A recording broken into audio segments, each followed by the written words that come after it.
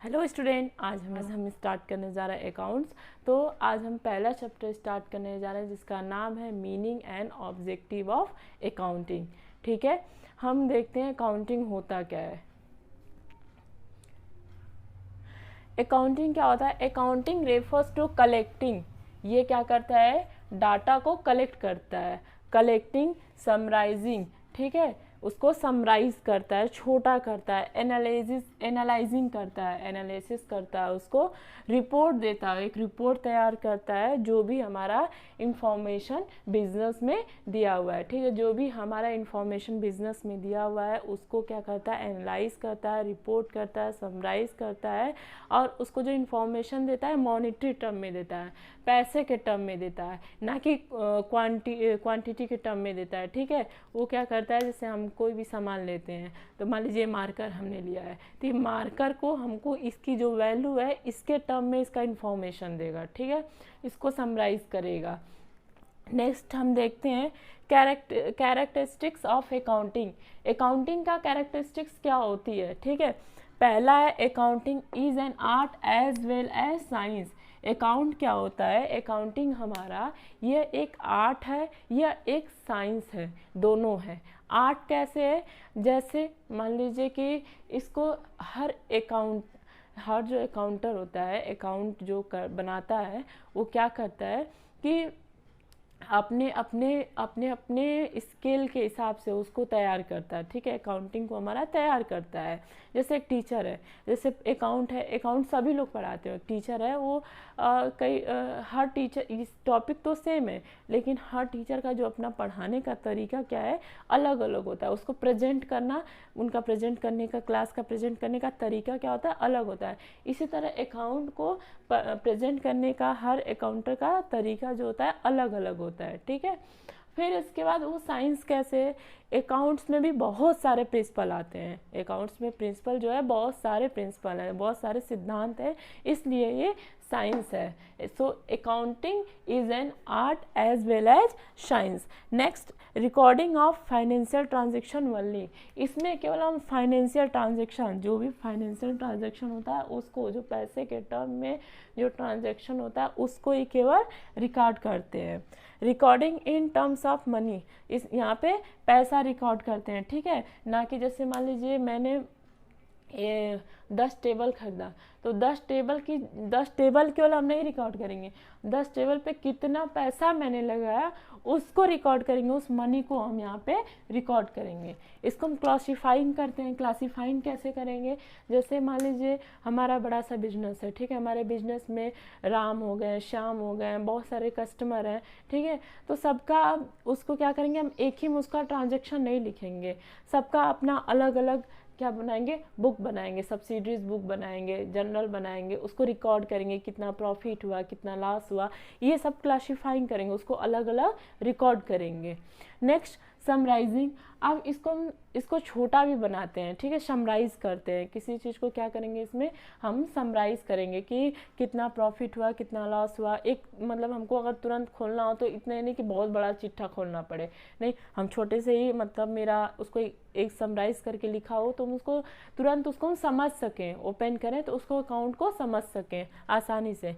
Interpretation of the result, कितना business में आपके प्रॉफिट हुआ, कितना लॉस हुआ, ये भी हम अकाउंटिंग के थ्रू पता लगा सकते हैं।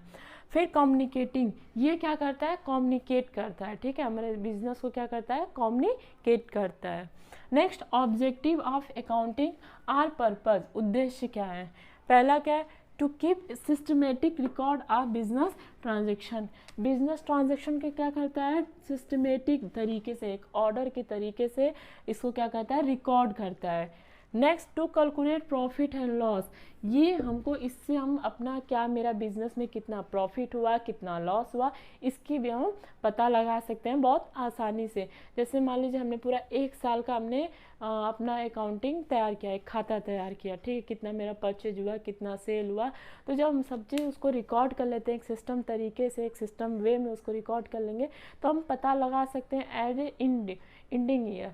जब एंडिंग होता है आपका अकाउंटिंग का, एंडिंग ईयर इसका क्या होता है, एक 31 मार्च, ये इसका क्या है, एंडिंग ईयर है। और 1 अप्रैल इसका स्टार्टिंग ईयर होता है। अकाउंटिंग का जो टाइम पीरियड होता है, जो इसकी अकाउंटिंग ईयर होती है 1 अप्रैल टू 31 मार्च होती है, ठीक है। अब इसके बाद देखते हैं next, to ascertain the financial position of the business. हमें फाइनेंशियल पोजीशन जो है बिजनेस का वो बताता है, आपका अकाउंटिंग क्या है, हमारे बिजनेस में क्या फाइनेंशियल पोजीशन चल रहा है, कितना हमने प्रॉफिट कमाया, हमारे बिजनेस की क्या पोजीशन है, ये अकाउंटिंग के थ्रू हमें आसानी से समझ में आती है।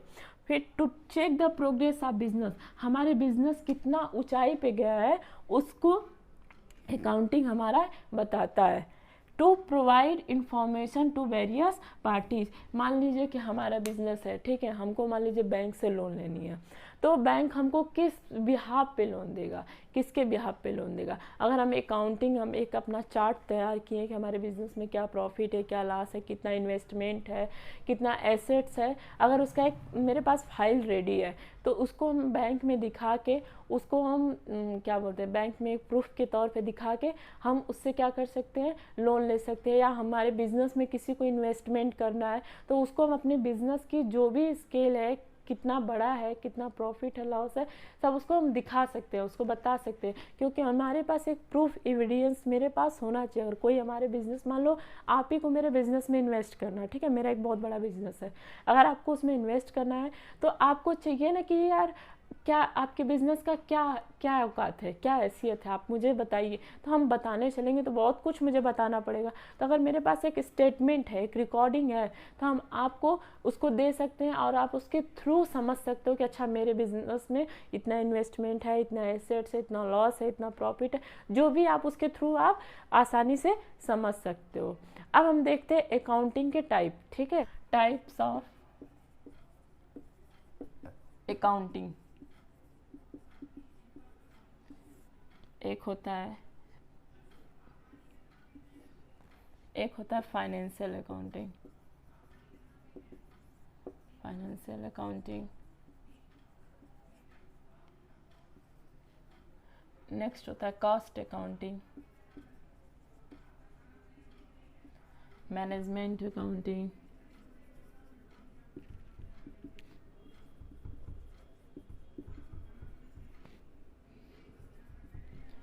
नेक्स्ट टैक्स अकाउंटिंग,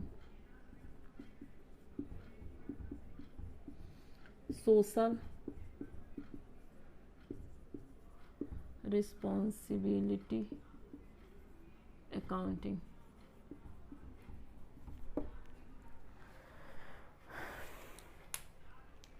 अब आप देखते हो टाइप्स ऑफ अकाउंटिंग।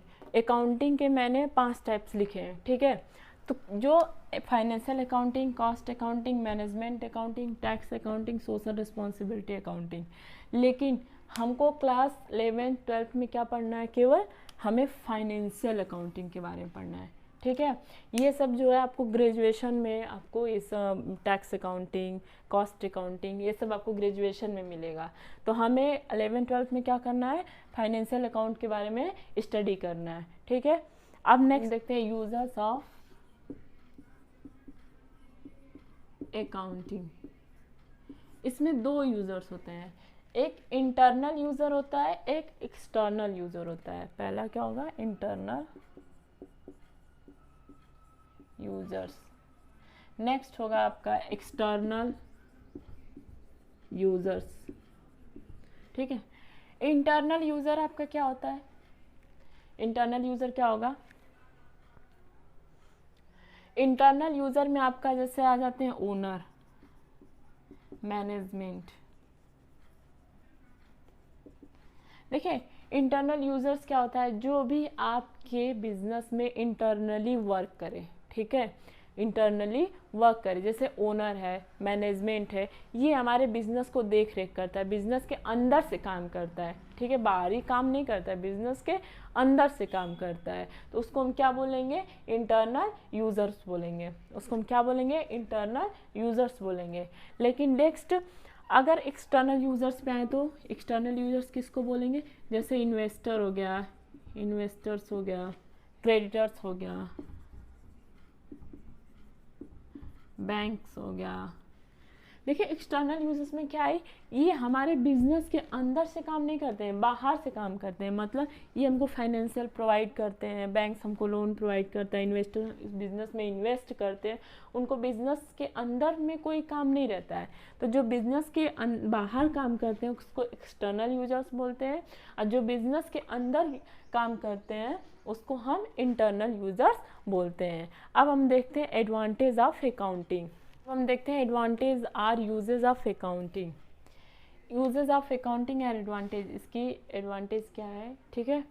तो इसके एडवांटेज पहले क्या है, helpful in management of business. अगर आपका अकाउंटिंग, अगर आपका अकाउंट्स बना हुआ है, ठीक है, आपका एक स्टेटमेंट्स बना हुआ, तो उसके थ्रू आपका बिजनेस आपका बहुत आसानी से बहुत स्मूथली रन करेगा, ठीक है। नेक्स्ट देखेंगे provides complete and systematic record. ये हमको क्या करता है, एक सिस्टमेटिक एक तरीके से, एक सीरीज से, एक ढंग से कंप्लीट जितना भी इंफॉर्मेशन है वो हमको प्रोवाइड करता है, हमें देता है। नेक्स्ट इंफॉर्मेशन रिगार्डिंग प्रॉफिट और लॉस। हमारे बिजनेस में अगर कितना प्रॉफिट हुआ कितना लॉस हुआ, ये अकाउंटिंग के थ्रू हम आसानी से समझ सकते हैं। Next information regarding financial position. हमारे बिजनेस में क्या फाइनेंशियल उसका पोजीशन है, क्या उसकी हैसियत है हमारे बिजनेस की, ये अकाउंटिंग के थ्रू हमें पता चलता है। Next helpful in rising loan. अगर हमें कभी बिजनेस में लोन की ज़रूरत पड़ गई, कोई लोन की इम्पोर्टेंस आ गई, तो हमें क्या करेगा, ये जो भी अकाउंटिंग इंफॉर्मेशन होगा वो उसके थ्रू हम बैंक से आसानी से लोन ले सकते हैं। क्यों, अगर हमें किसी से लोन चाहिए, मान लीजिए हमें बैंक से लोन चाहिए, तो बैंक हमसे क्या करेगा, कुछ ना कुछ सिक्योरिटी के फॉर्म में रखेगा, गिरवी रखेगा। उसको पता तो होना चाहिए भाई कि मेरे पास क्या औकात है। अगर वो मुझे 1 लाख का लोन दे दे और कल को हम उसको ना पेड कर पाऊँ, तो उसने मेरे बारे में पता ही नहीं लगाया, क्या पता कि मेरे पास कुछ है ही नहीं और 1 लाख का मुझे लोन दे दे, तो ऐसे तो देगा नहीं। तो एक बिजनेसमैन क्या करते हैं, अपने बिजनेस का अकाउंटिंग तैयार करते हैं। अकाउंटिंग तैयार करने के बाद उन्हें अगर लोन लेना है तो उस स्टेटमेंट को बैंक के पास जमा करेंगे, उसको दिखाएंगे कि अच्छा मेरा जो बिज़नेस है ये मतलब इसकी ट्रांजैक्शन है, जो प्रॉफिट है लॉस है इसको बताएगा। उसकी वजह से, इस स्टेटमेंट की वजह से उसको ईजिली लोन प्रोवाइड हो जाता है। अब जैसे अब इसके एडवांटेज हैं, तो किसी चीज़ का एडवांटेज अगर गुड होता है तो अवगुण भी होता है, ठीक है। तो इसी तरह इसका गुण ये है, अब कुछ इसके अवगुण भी हैं, लिमिटेशंस भी हैं, ठीक है। अब उसको लिमिटेशंस को हम देखते हैं, लिमिटेशंस ऑफ, अब देखते हैं लिमिटेशन ऑफ अकाउंटिंग में पहला क्या है, इन्फ्लुएंस्ड बाय पर्सनल जजमेंट। यहाँ पे देखिए हमने आपको बताया था अकाउंट क्या है, ये आपका बेस्ड करता है साइंस और आर्ट पे। तो साइंस है तो यहाँ पे एग्जैक्ट साइंस के वजह से होने पे, तो यहाँ पे जो भी हर पर्सन का अपना अलग अलग जजमेंट होता है। जितने भी पर्सन है, जैसे मैंने बताया था कि अगर एक टॉपिक है, मान लो जो अकाउंटिंग ही कोई पढ़ा रहा है, तो हर टीचर का अपना अपना तरीका होता है पढ़ाने का। इसी तरह जो भी अकाउंटिंग बनाएगा, हर पर्सन का वो अपने अपने पॉइंट ऑफ व्यू से अकाउंट को तैयार करता है। और ये तो अकाउंट हमारा एग्जैक्ट साइंस होता है, इसलिए ये इन्फ्लुएंस होता है accounting is influenced by personal judgement. Next incomplete information. अगर हम बिजनेस में प्रॉफिट और लॉस को देख रहे हैं, ठीक है, हमारा कितना प्रॉफिट और कितना लॉस हुआ, तो ये कब हम कंप्लीट इसको देख सकते हैं, इसको जब हमारा बिजनेस बंद हो जाता है, तब इसको हम पता लगा पाएंगे कि हमारे बिजनेस में टोटल कितना प्रॉफिट हुआ, कितना लॉस हुआ, ठीक है। Next we see that affected by window dressing. Window dressing मतलब क्या होता है, मैनिपुलेशन। जैसे इसको हम एक एग्जांपल के थ्रू समझते हैं कि मान लीजिए मेरा बिजनेस है, ठीक है, 1 लाख का किसी ने मेरा यहाँ से सामान लेके गया और उसने बोला ठीक है मैं इसको यूज़ करता हूँ, देखूँगा अगर ये निकला तो ठीक है मैं इसको रख लूँगा, ठीक है, इसको हम रख लूँगा। अगर नहीं सही निकला तो मैं इसको लाके वापस कर दूँगा। और हमने क्या किया कि इस 1 लाख का जो मतलब मैंने इसको क्या किया, इसको 1 लाख का जो मैंने सामान को सेल किया था उसको हमने रिकॉर्ड कर लिया अपने अकाउंटिंग में, ठीक है, उसको रिकॉर्ड कर लिया हमारे अकाउंटिंग में। और बाय द वे वो उस सामान को ले गया है, जो भी बंदा ने सामान को मेरे ले गया और वो रिटर्न कर दे, और मैंने इसको सेल्स रिटर्न उस साल में नहीं दिखाया, तो ये क्या हो जाएगा, विंडो ड्रेसिंग हो जाएगा, ठीक है। ये अब इसके बाद हम देखते हैं, ये हमारा हो गया लिमिटेशन। अब इसके बाद हम देखते हैं बुक कीपिंग और अकाउंटिंग में डिफरेंस क्या है। बुक कीपिंग क्या होता है, book keeping is an art of recording financial transaction. Book keeping क्या है, यह एक फाइनेंशियल आर्ट है, किसका रिकॉर्ड करने का, financial transaction in the book of accounts, जो बुक ऑफ अकाउंट्स है उसमें। Next accounting is defined as collecting, summarizing, analyzing and reporting in monetary terms the information about business। ये कलेक्ट करता है, समराइज करता है, एनालिसिस करता है, रिपोर्ट करता है बिजनेस को मॉनेटरी टर्म्स में। स्टेज, बुक कीपिंग का जो स्टेज है वो प्राइमरी स्टेज है। ये हम क्या करते हैं, इसको एक छोटे लेवल पे जो व्यापार करते हैं, जो बिजनेस करते हैं, जो छोटे लेवल पे वो इसको मेंटेन करते हैं। और अकाउंटिंग क्या है, ये प्राइमरी स्टेज है, अकाउंटिंग क्या है आपका सेकेंडरी स्टेज है, ये बड़े लेवल पे इसको किया जाता है। अब ऑब्जेक्टिव क्या है, बुक कीपिंग के ऑब्जेक्टिव क्या है, इसकी मेन ऑब्जेक्टिव है टू मेंटेन सिस्टमेटिक रिकॉर्ड। इस रिकॉर्ड को, बिजनेस के जो भी रिकॉर्ड है उसको एक सिस्टमेटिक वे में तैयार करना बुक कीपिंग का ऑब्जेक्टिव है, उद्देश्य है। और इसका अकाउंटिंग का मेन उद्देश्य है नेट रिजल्ट, इतना क्या प्रॉफिट हुआ बिजनेस में, क्या लॉस हुआ, इसको अकाउंटिंग हमारा प्रोवाइड करता है। अब हु परफॉर्म्स, अब बुकिंग फंक्शंस हमारे जूनियर स्टाफ के थ्रू मेंटेन किया जाता है। Accounting is maintain by the senior staff. Accounting जो हमारे बिजनेस में जो बड़े लेवल के स्टाफ हैं उनके द्वारा मेंटेन किया जाता है। Next, knowledge level, limited level of knowledge उस व्यक्ति के द्वारा परफॉर्म किया जाता है, उसके द्वारा बनाया जाता है जिसके पास नॉलेज जो है एक सीमित दायरे में, लिमिटेड है, ठीक है, कम दायरे में है।